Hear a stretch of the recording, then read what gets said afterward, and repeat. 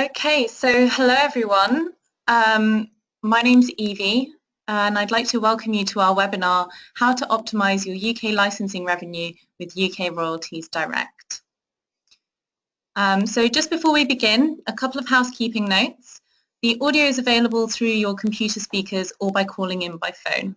If you are experiencing poor sound quality using your computer, on the right-hand side of your screen you should find the control panel. If you go to the audio section and select telephone, if you dial the number shown, you should be able to get the audio through your phone.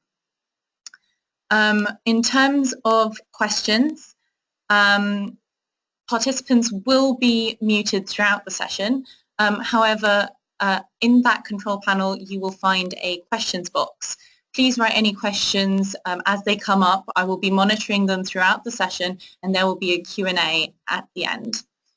Please note that we will only be able to answer any questions that are applicable to the whole audience. So if you do have a query specific to your business, we will answer that after the call. For any technical issues, again, please use the questions box. I may not be able to help with all of them, but I will certainly try. And if you do miss any of the webinar, or if you want to forward it to a colleague, a video recording will be available shortly. So I'd now like to introduce our speakers. First up is Ted Hill, who's the president of THA Consulting, and he is PLS's authorized agent in North America. After him will be Jeremy Britton, head of publisher relations at PLS here in the UK. So take it away, Ted. Thanks, Evie. Thanks for that nice introduction. Welcome, everyone. We're going to begin by having a very, very brief overview about PLS and UK Royalties Direct and why we do it and what they do for you.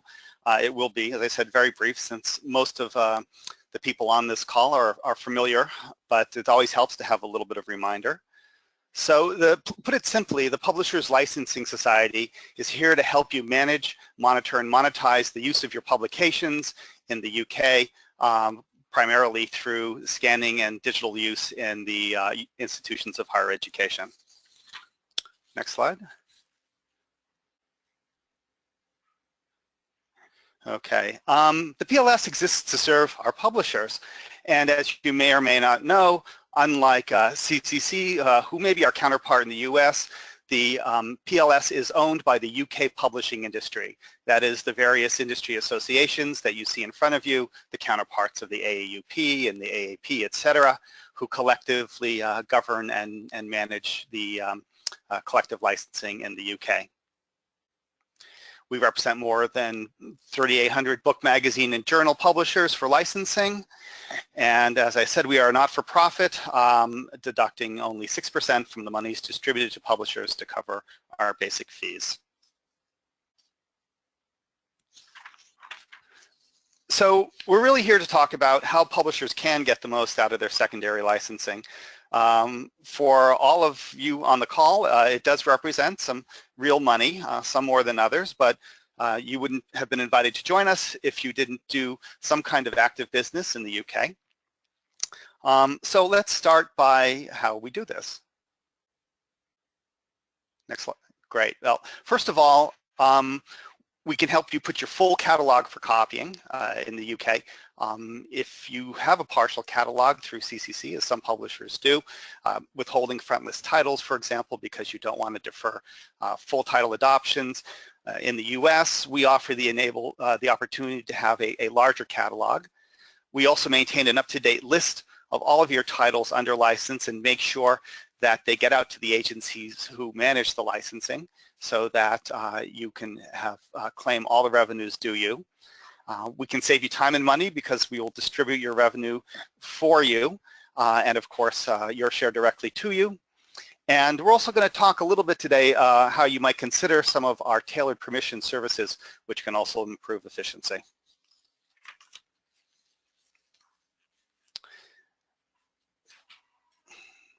Slide there.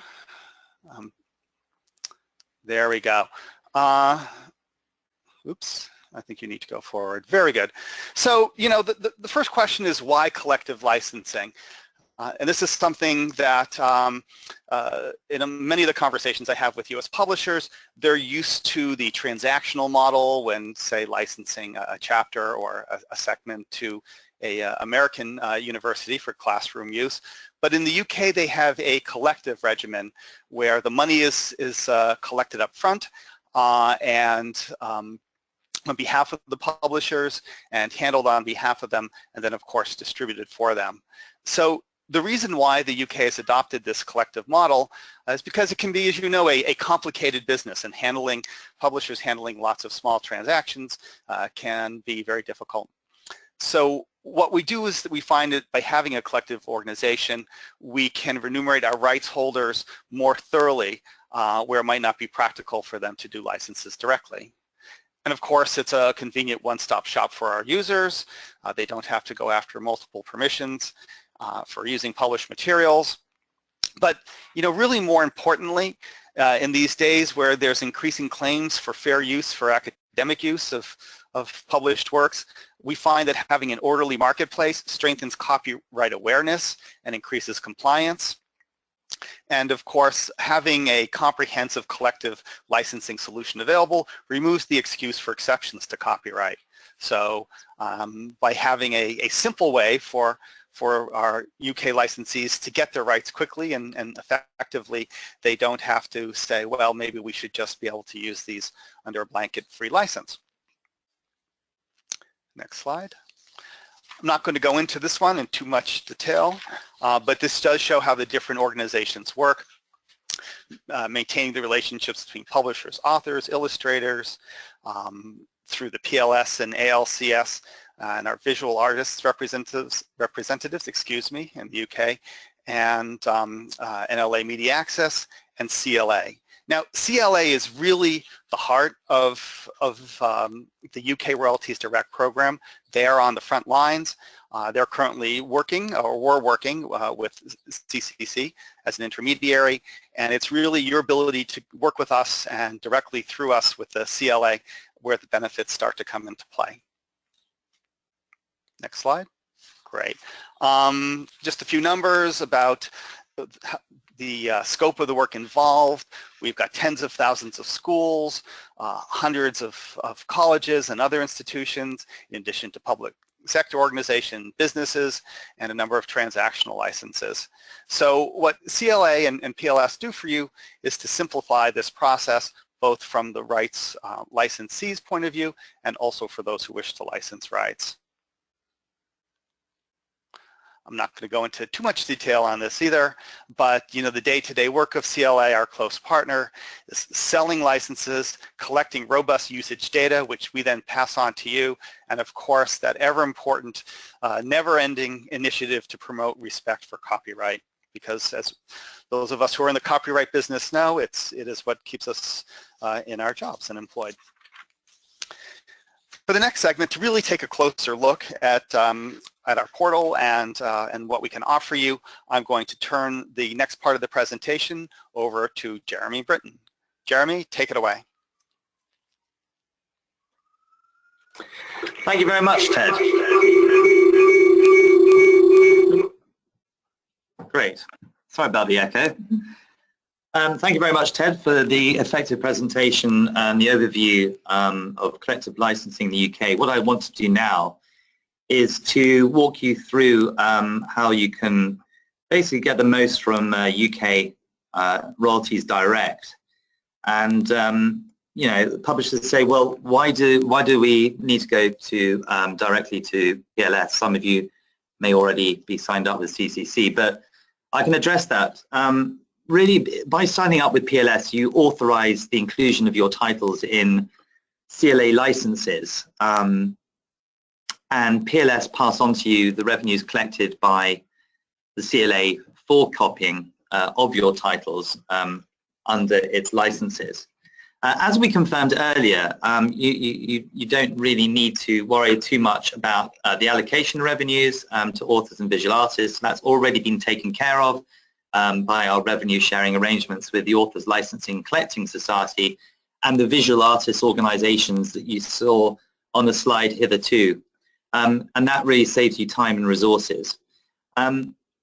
Scanning from published works used by UK universities in course packs and virtual learning environments ensures you're getting revenues from the copying of small extracts from those published works within the university course packs and VLA, up to about 10% or one chapter, whatever is the greater, can be copied for free, if not covered by collective licensing program. So signing up to UK Royalties Direct essentially reduces this risk and will ensure that your titles are included in CLA licenses. And for most of you on this webinar, that would be more appropriate to the higher education sector. And so any money is collected for the use of your titles are then collected by the usage data, reported, and those revenues are then paid or passed on to you by PLS. So a quick look now at PLSe, which is your online portal. It's an intuitive online account management system for all publishers that sign up directly onto UK Royalties Direct. It's a highly intuitive system, and hopefully the next few slides will demonstrate that to you. So effectively, when you create your account with us by signing a PLS publisher account form, you will be supplied with login details, which will enable you access to the homepage that you see in front of you.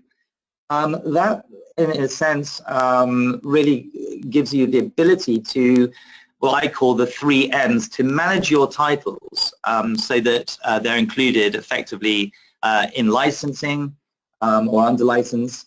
There are licensing settings which you're able to opt into in terms of international licenses, as well as the UK sector licenses, say particularly the HE license. And of course, you can monetize your effectively your income by checking the revenues that effectively in the next slide will enable you to look at where your revenues are coming from by sector, and this is at title level.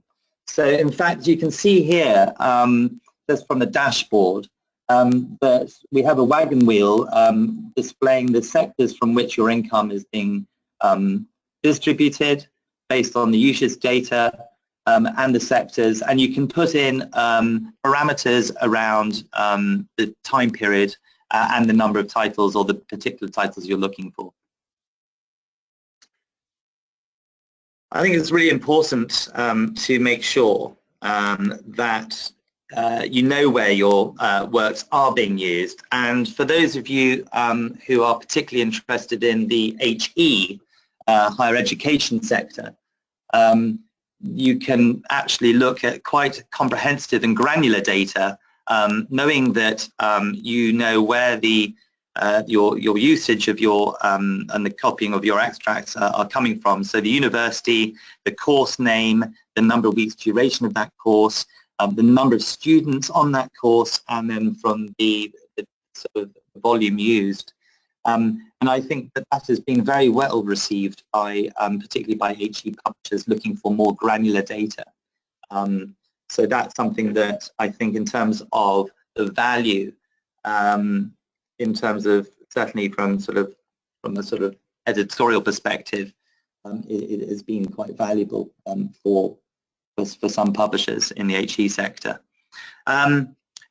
Next up, licensing settings, and I just mentioned this at the beginning to show you that if you click on your licensing settings, you will see that there are a number of international reprographic rights organizations with whom the CLA has an agreement to pass on monies collected on behalf of publishers here whose works have been shown to be copied. We have a reciprocal agreement, so that works equally well with the Copyright Clearing Centre, the CCC. And you can opt into all the licensing settings by by clicking on the license and following the instructions intuitively. And the other thing is that in terms of the CLA licenses, we can do this by sector. You can see that there is a red cross under higher education, second extract permission services. And this is really a CLA higher education license initiative. Basically, HEIs can copy limited extracts from a published work. The first extract, second extract, is effectively over and above what can be copied. So coming back to what I was saying before, 10% or one chapter, whatever is greater. However, a second extract is allowed because you as the publisher have basically the option to set your prices within the system to allow an end user to buy another chapter from a book, or 10%, whatever is the greater. And this solution takes the pain away from negotiating with possibly third-party agents or dealing with the publisher directly, which can be a time-consuming process and with uncertain results. Publishers, as I said, set their article and page prices to offer a streamlined service, helping higher education institutions effectively to use additional content as and when they need it.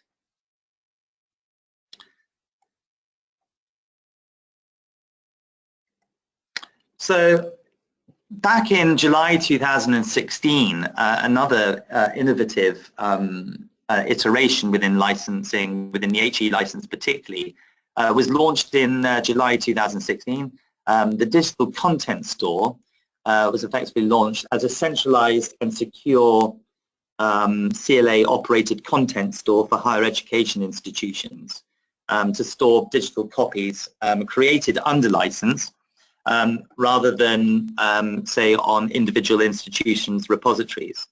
It is a workflow tool, and it does manage the process of licensing, license checks, and the creation of content under the license. It also removes the need for librarians to report back, for example, the annual census reporting. So it creates efficiencies for librarians, which is very well received. So far, 74 higher education institutions in the UK have signed up to it, and that's and also has resulted in I think more than 1.5 million student downloads to date. So it's been very well used and extremely well received in a very compliant sector. So those presses in the US that are benefiting from UK Royalties Direct are listed here.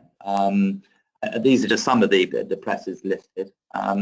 They give you a sort of an overview of the kind of partnerships that we are forming, and Ted on the ground back in with you. Yeah, and we'd be very happy to discuss with you individually how to sign up. The process is extremely easy to complete.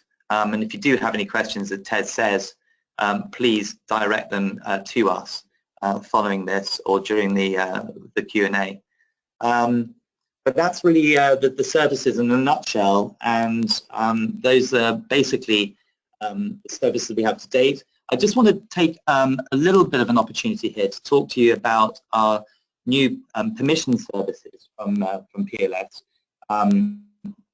And this was launched very recently in a third sort of iteration, if you like, of what was formerly known as PLS Clear. It's now known as PLS Permissions Services. It's designed to meet the needs of authors and publishers seeking permissions.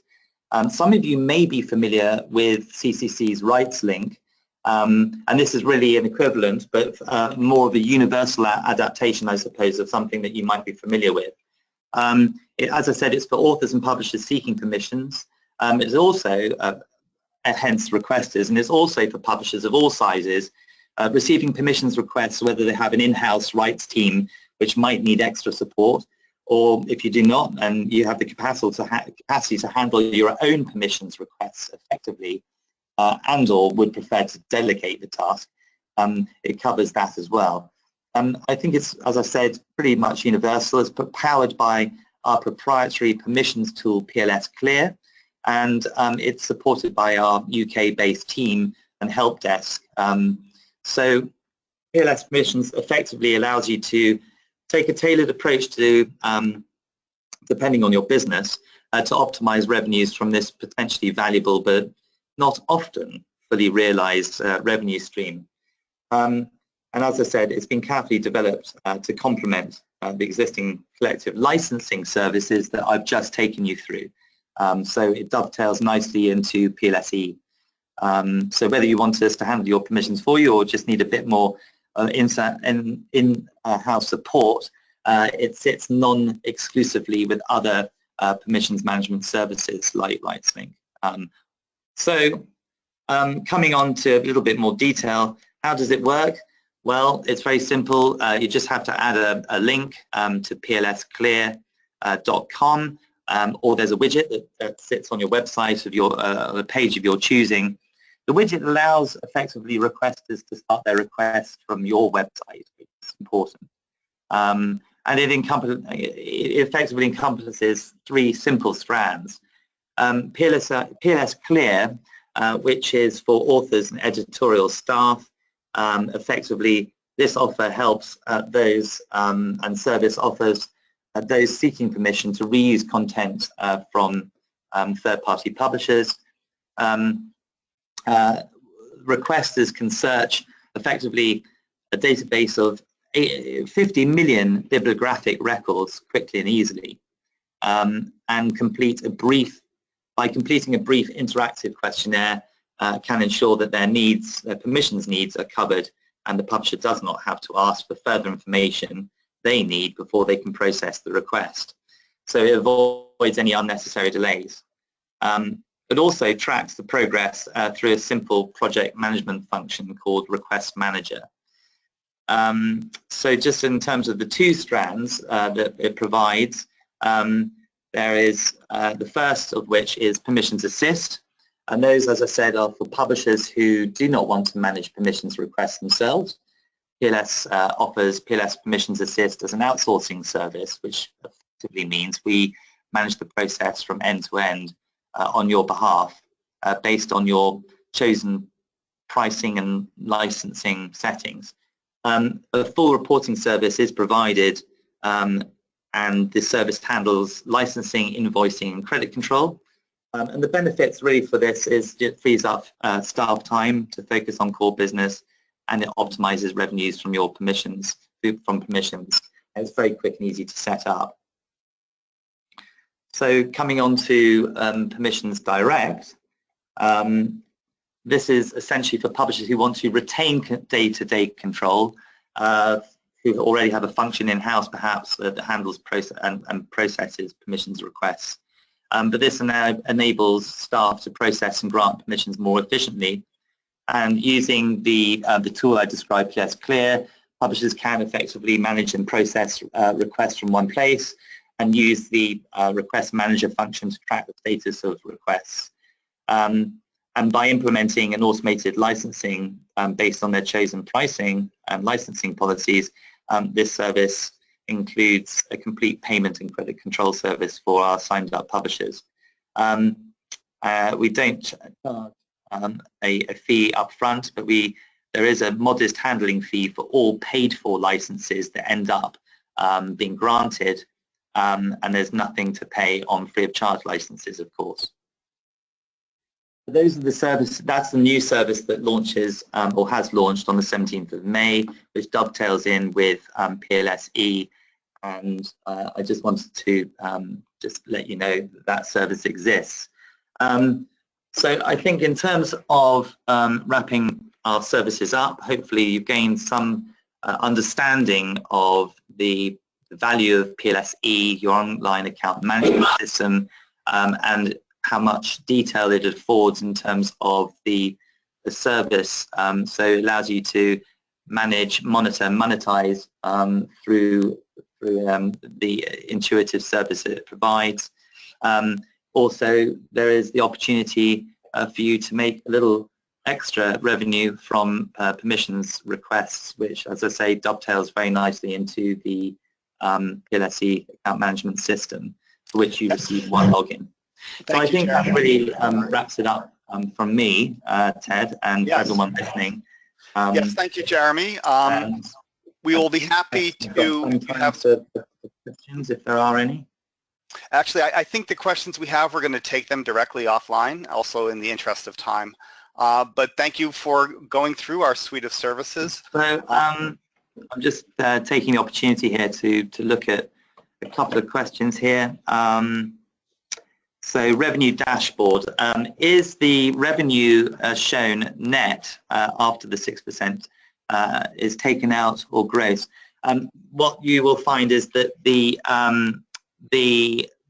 revenue that will show up in your PLSe dashboard is net of our administration fee of 6%. So that's basically for everyone.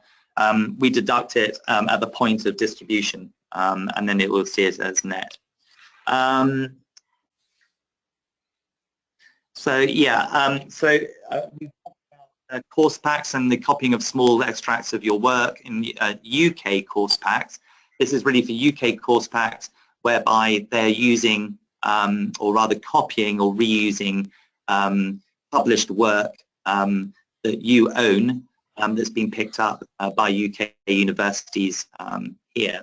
So we remit those monies to you through PLS UK Royalties Direct. Anything else, Jeremy, from our speakers? I mean, from our audience? Okay, great. Good. Yeah, so if you would like any assistance on setting those second chapter usage or other assistance in using the portal, you know, we're happy to work with you one-on-one. It's not a complicated process, but it's always, you know, nice to have someone sitting by you if you want to take a look at a new interface. So please don't hesitate to reach out to us. I believe we have a generic email on the next slide. Yes, or you can of course reach out to me directly and I'll be happy to set something up. Evie, any other closing points you need to make before we end today's webinar? Not from me, Ted. Yeah, sorry about a couple of technical glitches there with the slides, but thank you so much for attending. And yeah, as we've said, if there are any questions, please feel free to email those to us and we'll get in touch. The video will be up on the website early tomorrow, and all of the questions will be there as well. So yeah, thank you very much. Have a good rest of your day.